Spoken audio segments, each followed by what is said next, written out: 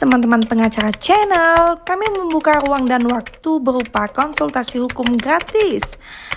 Gratis alias free, caranya gampang, kalian tinggal mengirimkan email masalah hukum kalian ke pengacarachannel@gmail.com. Lalu kami akan mencoba membantu melalui konten konsultasi hukum gratis dan akan menjawab pertanyaan kalian 1 minggu setelah kami menerima email dari kalian. Terima kasih.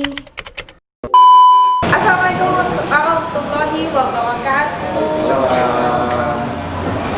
Kembali lagi berskepnya.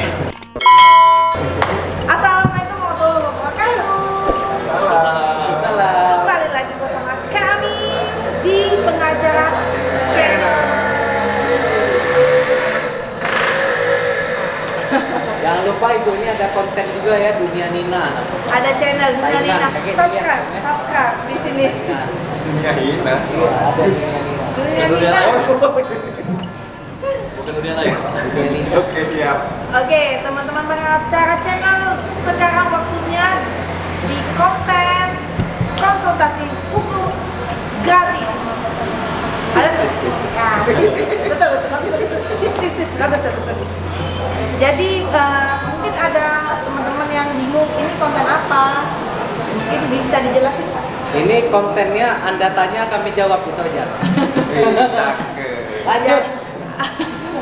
Jadi kalau seandainya teman-teman ada permasalahan yang berhubungan dengan hukum, bingung mau kemana, di sini tempatnya.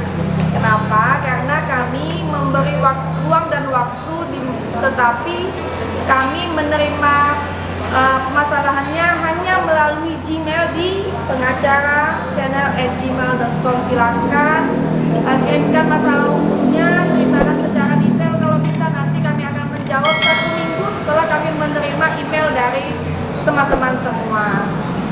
Oke. Nah, jumpa lagi di konten Q&A ya. Jadi Anda bertanya, kami menjawab masalah konsultasi hukum. Kita jawab di sini. Kita di sini kehadiran masih rekan-rekan dari RID. Kepanjangannya itu Rizky yang di Pertuan Agung ya.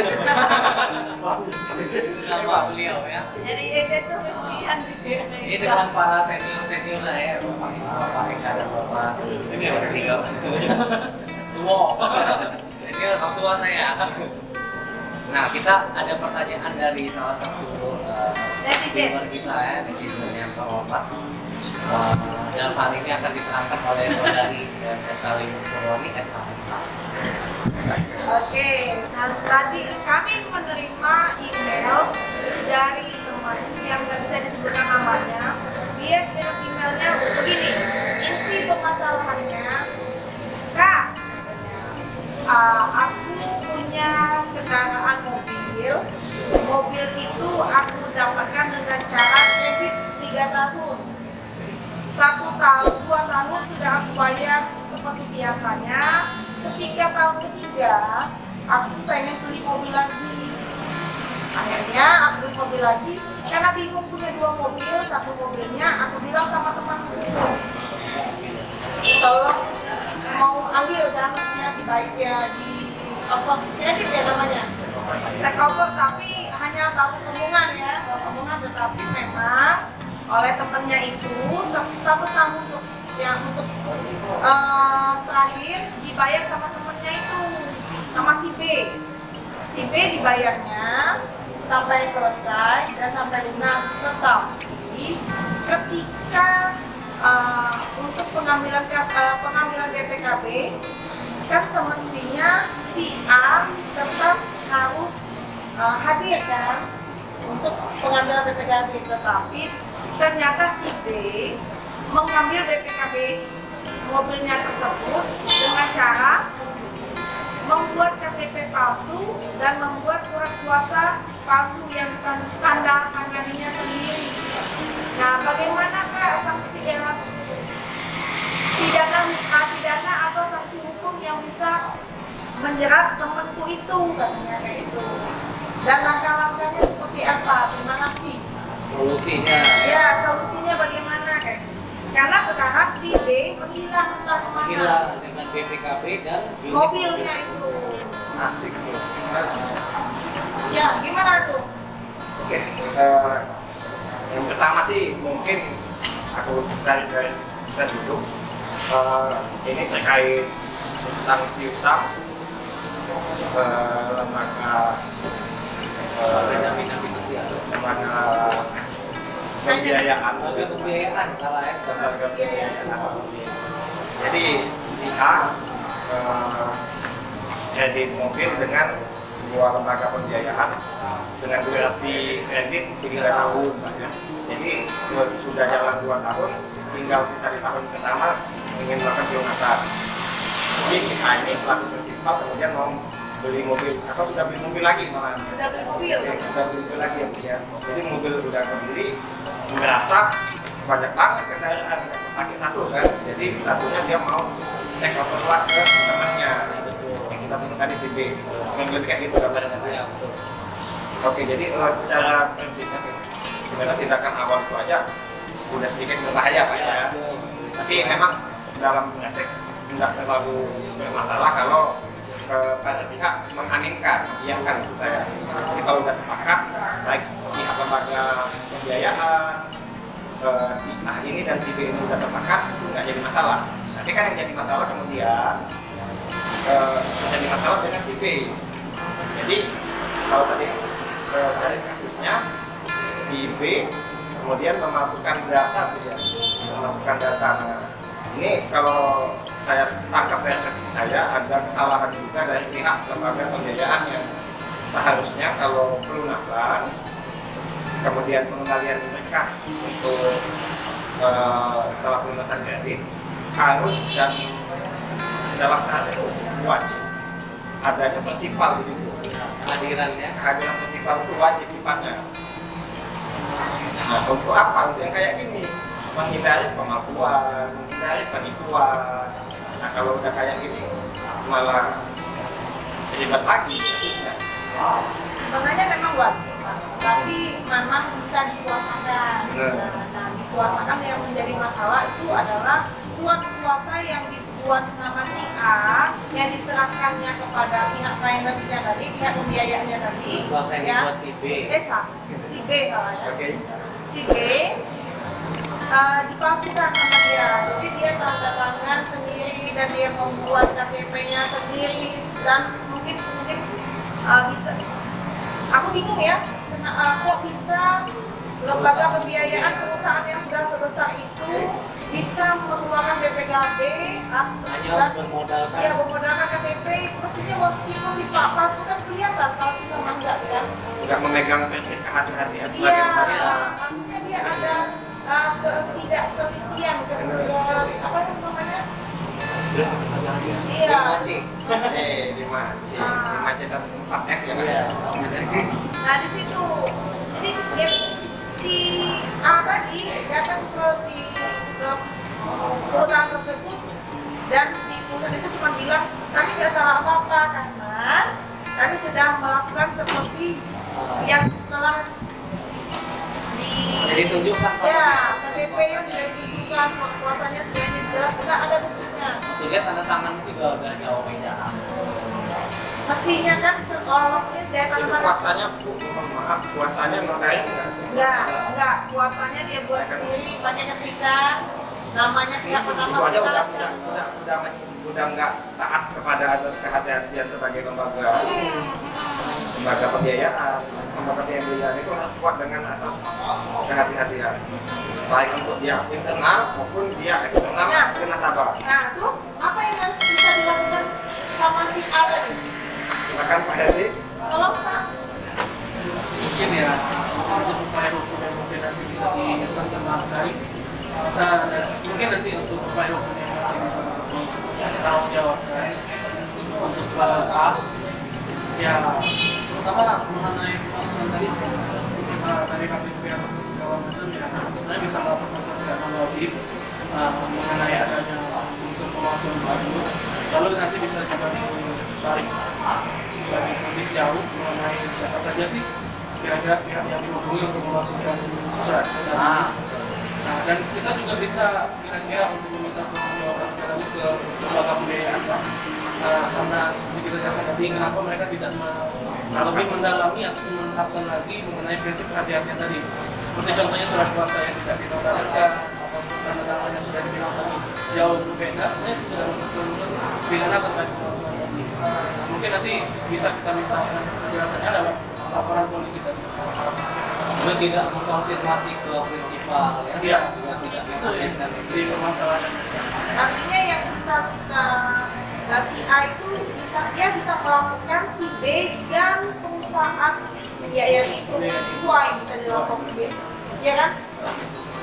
Makanya Mungkin satu lagi kayaknya kalau tindakan administrasi yang bisa dilakukan oleh si A, mungkin dia bisa minta blok ke plat kendaraan untuk mengizinkan BPKB kepada pihak yang berwenang ya Pak ya, silakan nanti kemana itu jaganya. Dia bisa ke sana. Jadi ini kayaknya sih kalau tadi take over tapi nggak balik nama kan? Belum. Nah, itu kan sebenarnya udah ada dikasih pencurian Pak, itu sudah pidana, udah penipuannya Pak, ada penggelapan, sudah komplit itu dilakukan tindak pidananya. Nah, tinggal dicegah secara administratifnya aja, nggak bisa dibalik nama. Silakan ke lembaga yang berwenang untuk memblok proses balik nama nanti. ini ada-adaan ya, seandainya ternyata si A tadi sudah mencoba untuk ke polisi nih, tapi polisinya bilang ya ini bukan tempatnya, nggak bisa katanya, karena kan kamu kan sudah buat perjanjian kayak jual beli kan, jual beli tapi di bawah tangan, itu kan sudah melanggar aturan dari perusahaan pembiayaan, karena kan kita banyak tahu bahwa perusahaan pembiayaan biasanya kalau ada kredit yang di take over itu harus nggak boleh bawa tangan, harus resmi mereka si A dan si B harus melapor ke lembaga pembiayaan itu dan iya dengan sebuah kesepakatan dan perpindahan nama kan biasanya kan seperti itu. Nah artinya yang dilakukan sama si A ini ketika dia melaporkan tindak pidana, kita anggap tindak pidana tadi pencurian tadi atau pemalsuan KTP tadi. Tapi oleh si pihak kepolisian tidak menerima karena katanya sama aja bahwa kamu kena dua-duanya katanya. Kalau melihat kasus sih Pak, menurut saya, kalau tadi kan kasus sudah clear nih, utang si A ini udah lunas kan, jadi secara otomatis kepemilikan udah jadi punya si A dong. Kalau tadi belum yang 20 juta Ya kan kayak gini, aku ulang ya, pertanyaannya tuh awalnya gini, si A itu 3 tahun kredit mobil, 2 tahun sudah dibayarnya. Akhirnya tapi dia mobil lagi, satu ini kan sudah 1 tahun. Yang bilang sama temannya, B, ada beli mobil aku. Mobil aku, mau balik DP 40 juta. Balik DP 40 juta, sisa 1 tahun lagi. 20 juta sudah dibayarnya sama si B. B itu, jadi si B itu masih punya utang 20 juta lagi. Karena janjinya si B itu ngomong mau bayar 20 jutanya ketika sudah lunas mobilnya. Si A juga percaya, oh ya sudahlah, itu juga masih punya aku, karena kan BPKB-nya juga masih nama aku kan.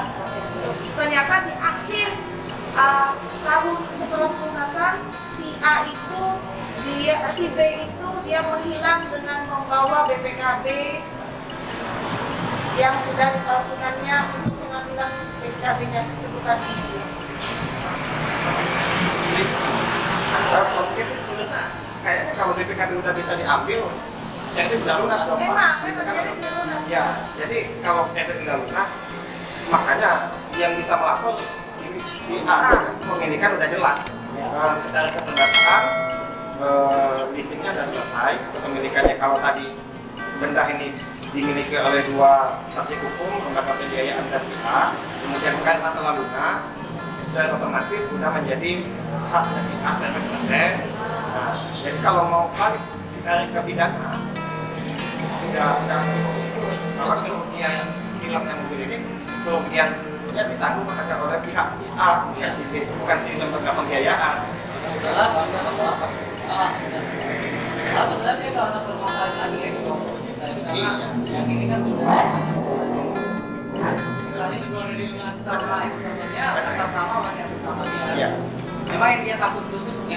satu cuma laporan pidananya tidak diterima karena dianggap kualifikasinya perjalanan.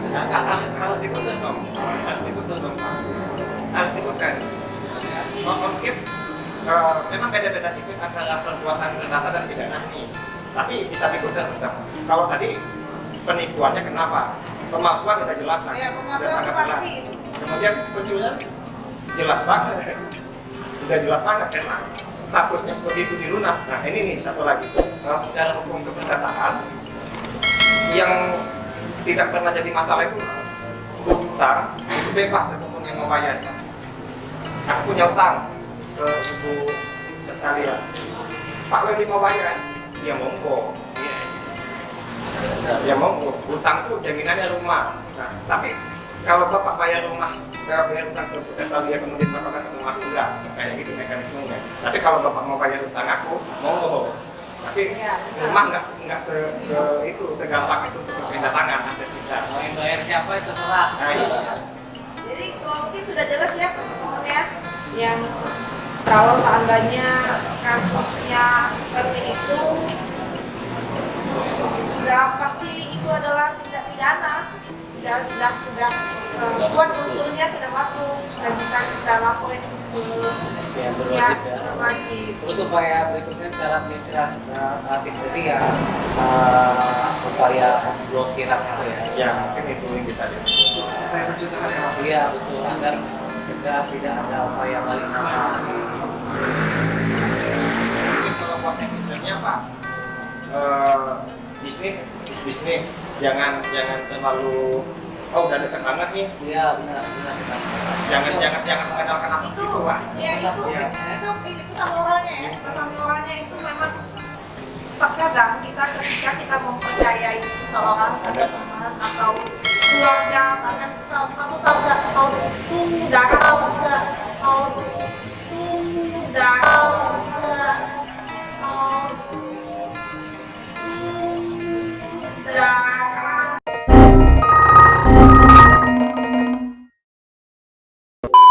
sekalipun, kalau sudah berhubungan dengan uang itu pasti sensitif. Jadi lebih baik kalau memang ada utang piutang, jual beli, meskipun saudara sekalipun, baiknya itu ada hitam di atas putih, dalam arti ada pihak yang menang ya namanya. Lebih legal. Ya, Ya. dia lebih kekuatan hukum dan Iya, kepastian hukum. betul. Bukan berarti dengan hitam di atas putih itu Iya. percaya dengan rencana. Ya, Itu dasar saling percayanya. ya, buat perjanjian dulu lah, buat perjanjian bisa di depan notaris, bisa di depan pengacara, bisa di depan surat perjanjian. Notaris lebih baik sih. Notaris yang yang harusnya notaris memang salah sertifikat. Dia nggak usah dikat. Kita kan pura-pura ini. Jadi, Oke, lanjut. Ya itu baik. Tutup. Jadi kesimpulannya bisa menempuh jalur pidana, kemudian melakukan pemblokiran untuk plat identitas mobilnya. jangan lupa kalau saya buat surat perjanjian itu, kalau bisa ada saksi, itu penting. Kalau saksi itu penting. Terus kalau modalnya agak banyak, perusahaannya bisa kita libatkan. Boleh ya. Di bawah ini nanti Pak. Perusahaannya bisa kita libatkan. Kayaknya udah cukup ya kayaknya ya. Hari sudah malam, waktunya kita mau pulang. Terima kasih kepada teman-teman pengacara channel untuk partisipasinya. Kalau ada lagi yang mau tanya, kami akan menjawab dengan senang hati. Silakan kirimkan emailnya kepada pengacara@gmail.com. Terima kasih. Kami akhiri. Terima kasih juga untuk Bapak Terima kasih Rizky. Pak. Sama-sama. Terima kasih Bapak Eka. Sudah kesini ya, meninggalkan MOU yang 3 miliar. Mereka sengaja terbang dari Arab negara. Saudi. Arab Saudi. Oke, kalau begitu, assalamualaikum warahmatullahi wabarakatuh. Pengacara channel. Yuk, pakai